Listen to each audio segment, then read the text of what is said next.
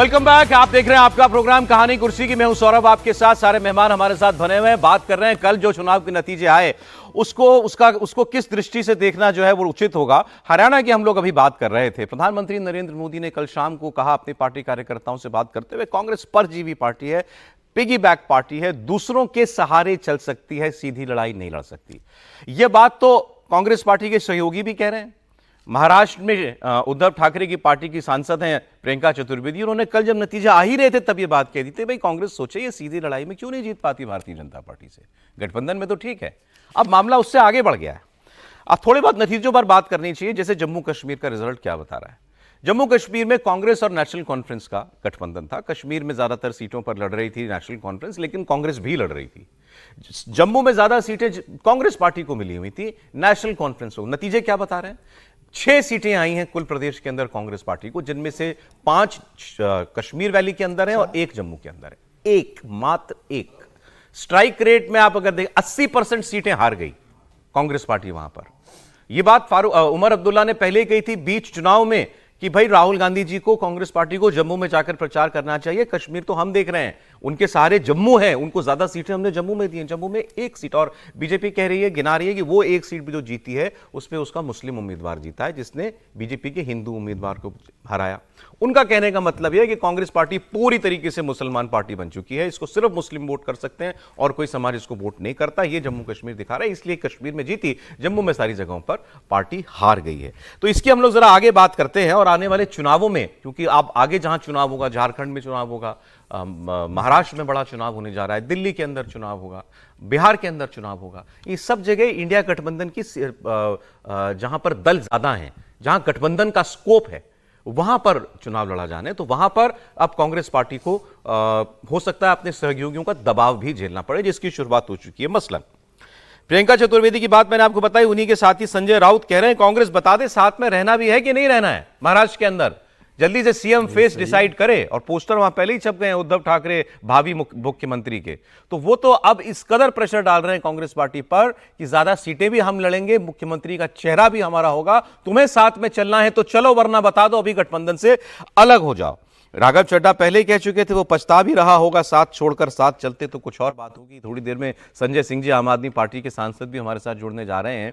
क्या होता अगर आम आदमी पार्टी साथ चली होती कांग्रेस पार्टी के, क्या नतीजा थोड़ा फर्क होता, इसकी बात भी होगी। लेकिन पहले प्रधानमंत्री मोदी की बात आप सुनिए, कल जो उन्होंने कहा। उमर अब्दुल्ला ने भी इस बात को बीच चुनाव में कहा था, प्रियंका चतुर्वेदी, संजय राउत, बातें आपके सामने रखते हैं। साथियों, आज के चुनाव नतीजों ने एक और बात स्पष्ट की है, कांग्रेस आज पूरी तरह परजीवी पार्टी बन गई है।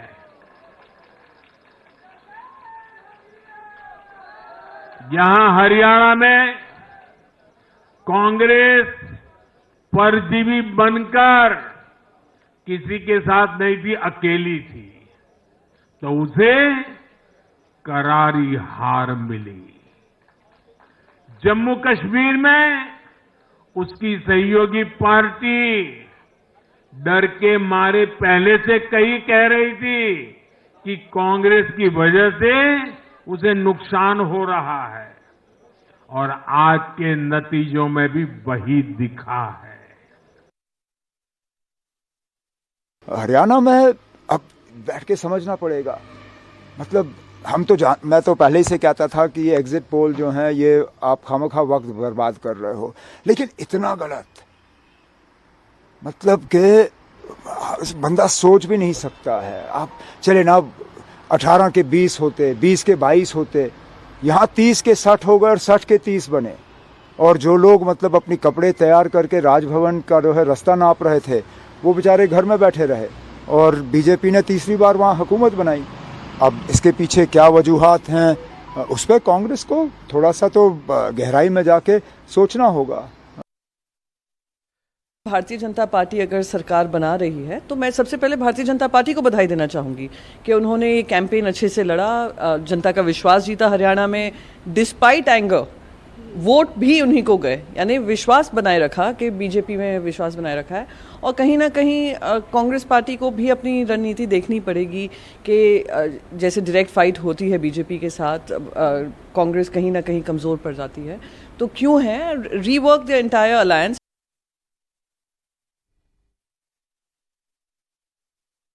माननीय उद्धव ठाकरे साहेबांनी जाहीर कार्यक्रमात सांगितलं होतं, कोणी तुमच्याकडे चेहरा असेल तर समोर आणा, मी पाठिंबा देतो.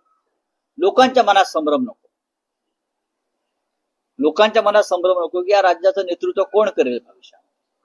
हा संभ्रम दूर व्हायचा असेल तर आपण चेहरा जाहीर केला पाहिजे. त्यांची भूमिका आहे किंवा शिवसेनेची भूमिका आहे आणि त्यात काही चुकीचं आहे असं मला वाटत नाही. महाराष्ट्र की जनता क्या चाहती है, किसको चाहती है? राहुल गांधी तो यहाँ नहीं मुख्यमंत्री बनेंगे ना, क्या प्रियंका गांधी जी बनेगी, क्या खरगे साहब बनेगी? नहीं. तो हमें मालूम है यहाँ कौन मुख्यमंत्री बनने जा रहा है. संजय राउत साहब की ये तेवर पहले नहीं देखने को मिलते थे। बहरहाल इस पर हम लोग आगे बात करेंगे। प्रधानमंत्री नरेंद्र मोदी आज महाराष्ट्र में ही हैं और वहां वो भाषण में कह रहे हैं कांग्रेस ने किसानों को भड़काया लेकिन पार्टी की सभी साजिशें ध्वस्त हुई, जनता ने नफरत की साजिश नाकाम की। कांग्रेस देश के मतदाताओं को गुमराह करने से बाज नहीं आ रही।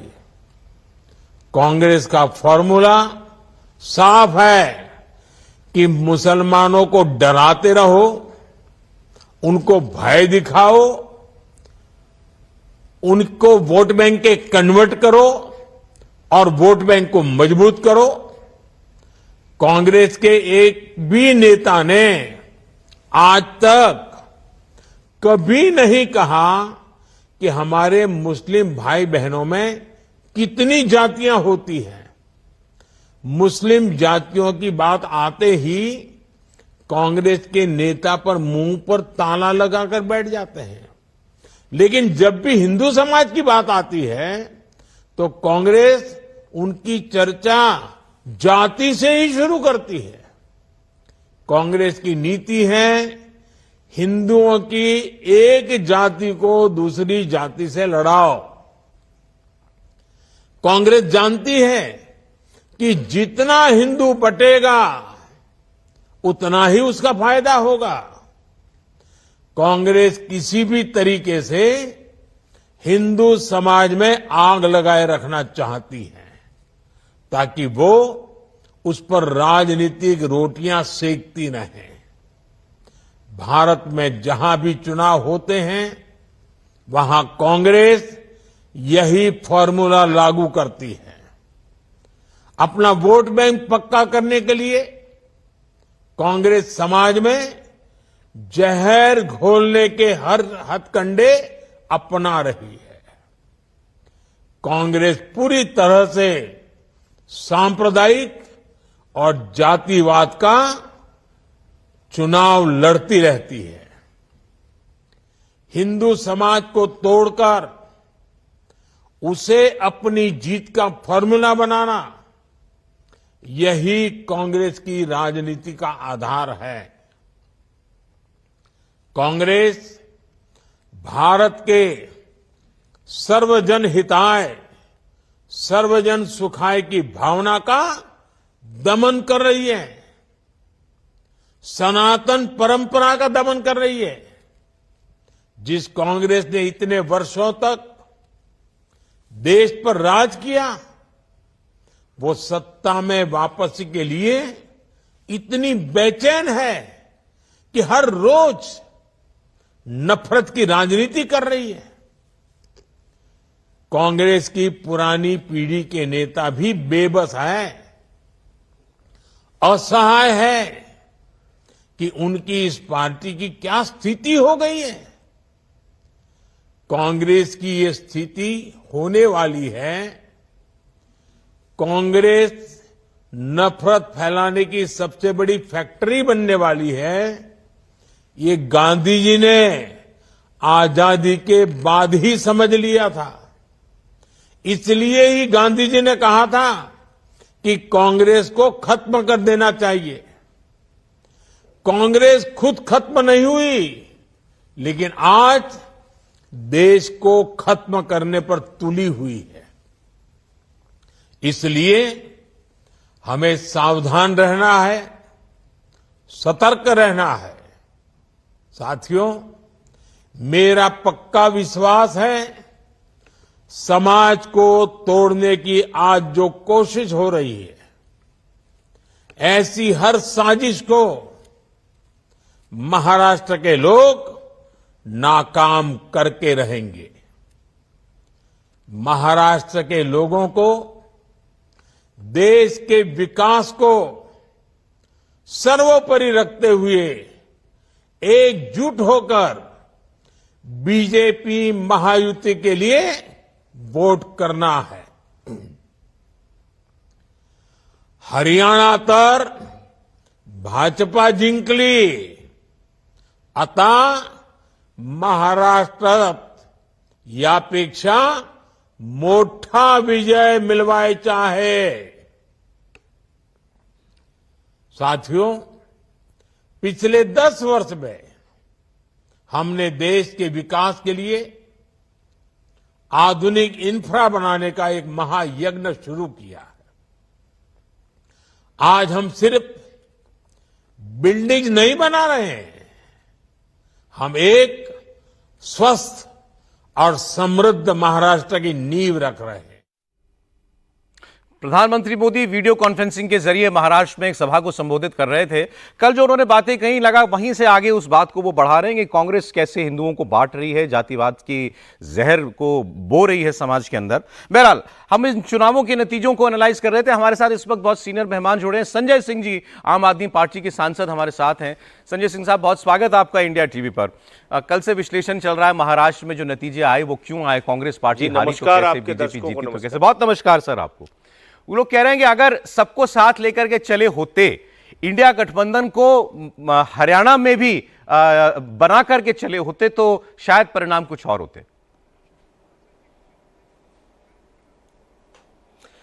देखिए, 2 चुनाव बिल्कुल साफ तौर पे आप देख सकते हैं। एक जम्मू कश्मीर का, जहां पे नेशनल कॉन्फ्रेंस के साथ मिलकर कांग्रेस पार्टी चुनाव लड़ी और वहां पे वो चुनाव जीती। लोकसभा का चुनाव आप देख सकते हैं। लोकसभा के चुनाव में वो लोग इंडिया गठबंधन में थे और इंडिया गठबंधन के सबसे अगुआ पार्टी के रूप में पूरे देश में उन्होंने चुनाव लड़ा और इंडिया गठबंधन को अच्छी खासी लगभग 240 के आसपास सीटें आई पूरे देश में। उसका लाभ हुआ। उत्तर प्रदेश में खास तौर से एक बड़ा परिवर्तन आपको देखने को मिला। अब अगर हरियाणा के चुनाव की आप बात कीजिए तो हरियाणा में किसकी सरकार बननी थी? कांग्रेस पार्टी की। मुख्यमंत्री किसका बनना था? कांग्रेस पार्टी का। सबसे ज्यादा प्रबल संभावना किसकी थी जीतने की? कांग्रेस पार्टी की। तो हम तो कह रहे थे भाई आप समझौता कर लीजिए, आप सरकार बनाइए। और 10 साल की जो एंटी इनकम्बेंसी है और जो एक कुशासन की बात हरियाणा के लोगों के मन में है कि ये बीजेपी का कुशासन हटना चाहिए, उसमें हमको साथ में लीजिए, मिलकर इनको हराते हैं। लेकिन अब कांग्रेस पार्टी ने समझौता नहीं किया तो इसके बारे में बेहतर तो वही बता सकते हैं। आप लोग सर, आपका ऑफर क्या था? मतलब आप, क्योंकि ऐसा कुछ आप मांग रहे थे जो कांग्रेस दे ही नहीं सकती थी, तो अलग बात है।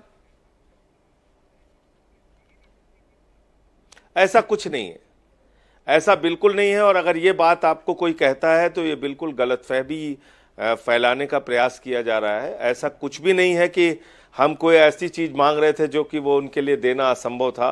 बहुत ही कम सीटें मांग रहे थे। अच्छा चलिए, मुझे आप छोड़िए, जो अखिलेश यादव जी की पार्टी के बारे में तो शायद 1 ही 2 सीट मांग रहे थे।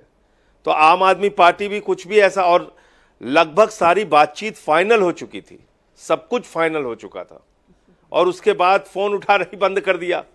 कोई बातचीत ही बंद कर दी इन लोगों ने अचानक। किसने फोन उठाना बंद कर दिया संजय जी? खबरें ये, अब चलिए उन नामों की चर्चा मेरे ख्याल से जो बात बीत गई उस पर करना ठीक नहीं है। लेकिन ये भी खबरें आती थी कि भाई राहुल गांधी जी और सेंट्रल लीडरशिप चाह रही है और स्टेट की लीडरशिप नहीं चाह रही है। तो अब इसकी समीक्षा तो कांग्रेस पार्टी करेगी। लेकिन ये जरूर है कि आम आदमी पार्टी कई स्थानों पे अच्छा वोट पाई है हरियाणा में, और एक सीट पे तो हमें लगभग 43,000 वोट मिला है। तो जितना जनादेश आम आदमी पार्टी को हरियाणा की जनता ने दिया है, हम वहां के लोगों की सेवा करेंगे। मैंने आपसे सर ये बात इसलिए फोन वाली मैंने आपसे दोबारा पूछी क्योंकि आपने जो कहा वही हम भी सुनते आए कि राहुल गांधी चाहते हैं कि भाई इंडिया गठबंधन इंटैक्ट रहे, साथ में अगर कोई दल है राज्य में उसको लेकर के चलना चाहिए। लेकिन अब जैसे लोग कह रहे हैं कि भाई नहीं, पूरी तरीके से हुड्डा परिवार को आउटसोर्स था ये चुनाव, जो चाह रहे थे वो सीनियर हुड्डा साहब, जूनियर हुड्डा साहब वही तय कर रहे थे। तो ये फोन भी क्या वही नहीं उठ रहे थे?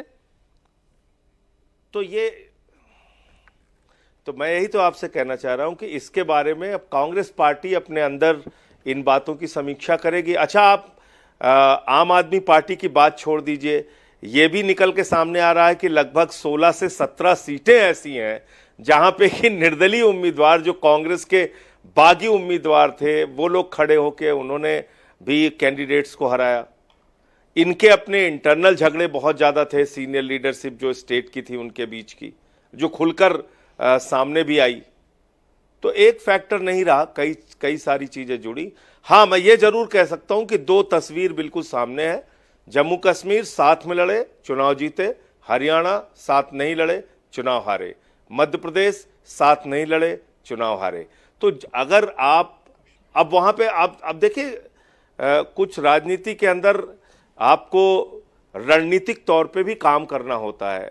भारतीय जनता पार्टी ऐसी मैं तो कहूंगा शातिर पार्टी है, या कह लीजिए कि ऐसी उनकी घेराबंदी चारों तरफ से होती है कि उनसे लड़ने के लिए आपको कई फोर्सेज की जरूरत होती है, आपको कई तरह के लोगों की आवश्यकता होती है। आप सोचिए, अरविंद केजरीवाल जी अगर प्रचार करने के लिए हरियाणा में जाते कांग्रेस पार्टी के लिए, तो उसका बहुत अच्छा असर पड़ता, उनका बहुत फायदा होता उससे। लेकिन वो चीजें इनको समझ में नहीं आई। लेकिन फिर ये सवाल किस पर है संजय जी? ये कांग्रेस की टॉप लीडरशिप, राहुल गांधी पर सवाल नहीं है कि वो चाहते थे अलायंस हो, लेकिन वो अलायंस करवा नहीं पाए, हुड्डा साहब को मनवा नहीं पाए, अपनी बात नहीं मनवा पाए, वो वहां के झगड़े नहीं निपटा पाए, ये उनकी जिम्मेदारी थी, बागियों को नहीं मना पाई पार्टी। ये रिफ्लेक्ट किस पे कर रहा है? राहुल गांधी जी पर नहीं तो और किस पर?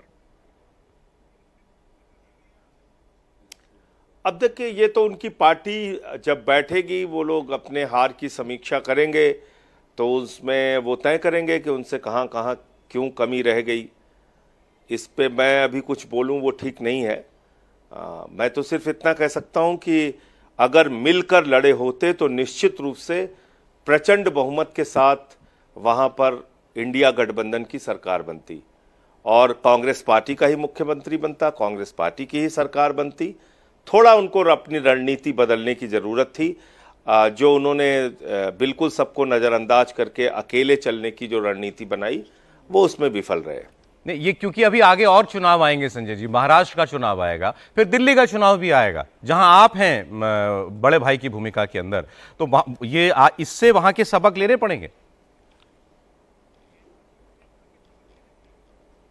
दिल्ली के अंदर तो हम लोग अकेले चुनाव लड़ते आए हैं विधानसभा का, दिल्ली में तो अकेले ही चुनाव लड़ेंगे विधानसभा का। फिर क्या अंतर हुआ हरियाणा में कांग्रेस में और दिल्ली में आम आदमी पार्टी? दिल्ली में तो 28 सीट नहीं, दिल्ली हरियाणा में इसलिए अंतर हुआ कि हम लोकसभा का चुनाव उनके साथ मिलकर लड़े थे और 47% वोट मिला था कांग्रेस पार्टी इंडिया गठबंधन को। आप रिकॉर्ड उठा के देख लीजिए। हाँ, तो दिल्ली में हम साथ लड़े थे, लेकिन विधानसभा के चुनाव में हम 2013 अकेले लड़े, 15 अकेले लड़े, 20 अकेले लड़े, इस बार भी अकेले लड़ेंगे। मतलब अच्छा चले, आप छोड़े इस बात को, तो मतलब जब आगे दिल्ली की बारी आएगी तो हम करेंगे। सर, एक चीज मैं पूछना चाह रहा हूं, क्योंकि कांग्रेस पार्टी आप सब दलों के अंदर बड़ी पार्टी है, राष्ट्रीय पार्टी है, आप भी राष्ट्रीय पार्टी है, वो पुरानी सबसे बड़ी पार्टी है। कांग्रेस पार्टी के साथ काम करने का अनुभव क्या कहता है?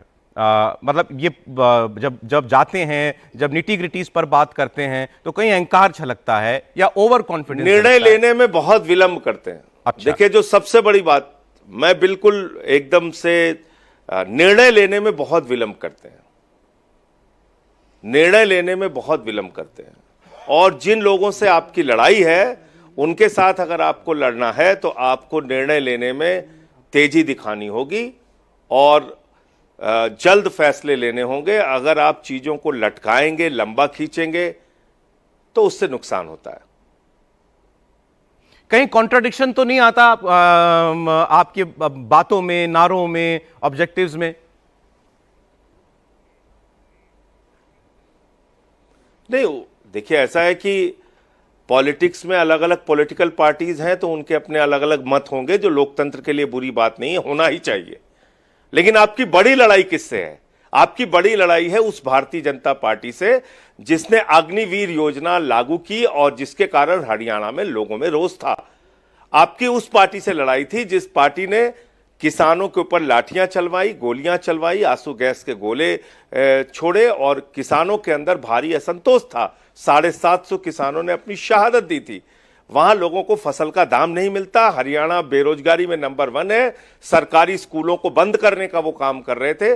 मुद्दे ये सारे थे और मैं समझता हूं कि इसके आधार पर आप चुनाव में जाते और रणनीति बना के जाते। आपने देखा भी था कि इंडिया गठबंधन को लोकसभा चुनाव में 47% वोट मिला था और हम तो सिर्फ एक सीट पे लड़े थे उस समय भी जी, एक सीट पे लड़े थे, लेकिन उसका बहुत फर्क पड़ता। और निश्चित रूप से मैं फिर दोहरा रहा हूं, मुख्यमंत्री कांग्रेस पार्टी का ही बनना था। सरकार प्रचंड बहुमत के साथ कांग्रेस पार्टी की बनती, इंडिया गठबंधन की बनती। आप इस आरोप इसमें से नुकसान सहमत क्या हो गया? अच्छा, मैं दूसरे तरह से कहता हूं, हाँ, मैं दूसरे तरीके से कहता हूं, 90 सीटों पे आप चुनाव लड़े और आप 35 सीटें जीते, 55 सीटें तो आप हार गए ना। मान लीजिए 4-5 सीटें आप अपने विपक्षी दलों को दे, अपने साथ के गठबंधन के दलों को दे देते, तो इससे आपका नुकसान क्या होता? आप 60-70 सीटें जीतते।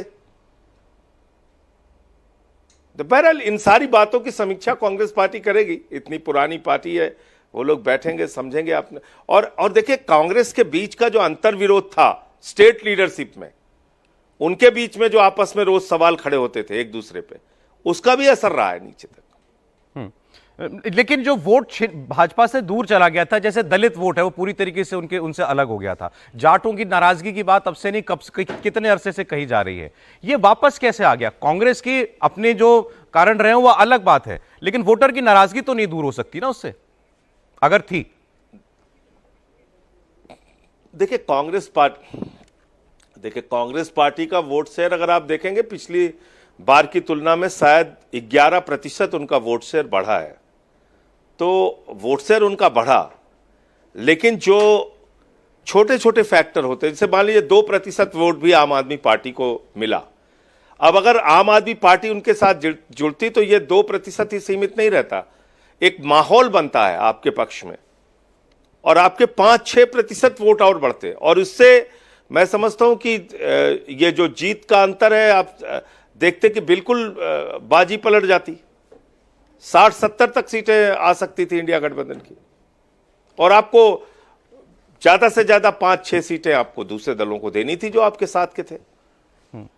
आपने इस पर आपने तो सोचा ही होगा। मध्य प्रदेश और हरियाणा 2 बड़ा उदाहरण है कांग्रेस पार्टी को सीख लेने के लिए। 2 बड़ा उदाहरण है मध्य प्रदेश और हरियाणा। नहीं तो एमपी, वही बात तो हम कह रहे थे अभी, एमपी में कहा था कमलनाथ जी ने, कौन अखिलेश वखिलेश, तो ऐसा ही शायद सोच कहीं आपकी पार्टी के लिए रही हो। हाँ, तो यहां पे कहा कि आम आदमी पार्टी कोई फैक्टर ही नहीं है, और आम आदमी पार्टी के बारे में बातचीत करके आप हरियाणा के लोगों का समय बर्बाद कर रहे हैं। टीवी चैनल पर इनके एक नेता ने बात बोली। सर एक नाम तो मुझे बता दीजिए जिसने फोन नहीं उठाया था। आप जिम्मेदार सबसे बड़ा किसको मानते हैं इसके लिए? क्यों नहीं हाथ मिला आपका? मैं ये काम नहीं करता। मैं ये काम करता ही नहीं सौरभ जी, मैं ये काम करता ही नहीं। ठीक है, ऑफ द कैमरा आपसे भी कोई बात होगी तो आप देखिएगा, मैं जिंदगी में उसको कहीं किसी के सामने नहीं बोल सकता। ठीक है, बहुत शुक्रिया संजय जी, बहुत शुक्रिया। अब ये तो कांग्रेस पार्टी को सोचना है कि आप जैसे लोग जो इस गठबंधन को साथ लेकर चलते हैं हर जगह पर, वो भी ऐसा क्यों बोलने पर मजबूर हुए? और मैं ऐसा मानता हूं कि जब तक जी मैं ये कह रहा हूं कि हर एक चीज की अपनी मर्यादा है। वो अपनी समीक्षा करेंगे, बैठेंगे वो लोग। बहुत सारे सीनियर लीडर्स हैं उनकी पार्टी के अंदर। आम आदमी पार्टी के बारे में अगर आप देखेंगे तो आप देखिए 13 में हमें 28 सीट मिली, बीजेपी को 32 सीट मिली और कांग्रेस पार्टी को 8 सीट मिली पहली बार। 15 में हमें 67 सीट मिली, बीजेपी को 3 सीट मिली, कांग्रेस को 0 सीट मिली जी। 20 में हम लोगों को 62 सीट मिली, कांग्रेस को 0 सीट मिली, फिर 8 सीट बीजेपी को मिली। तो ऐसा नहीं कि आम आदमी पार्टी को सिर्फ किसी एक पार्टी का या उनके समर्थकों का वोट मिलता है। हमको सभी दलों के लोगों का वोट मिलता है, क्योंकि हमारा कोई जाति धर्म वाला एजेंडा रहता नहीं। स्कूल, बिजली, पानी, इस पे तो सबका वोट मिलता है। अब जी। ठीक है, हमने हरियाणा में एक छोटी शुरुआत ही सही की है, लेकिन आगे इसके परिणाम और अच्छे आम आदमी पार्टी के पक्ष में आएंगे और हम हरियाणा के लोगों की सेवा करेंगे, उनके मुद्दों पर लड़ाई लड़ेंगे। 5 साल आने वाले जो है, जी। जो भूमिका मिली है उसको पूरा करेंगे हम लोग। बहुत शुक्रिया संजय सिंह जी, बहुत शुभकामनाएं आपको, बहुत धन्यवाद।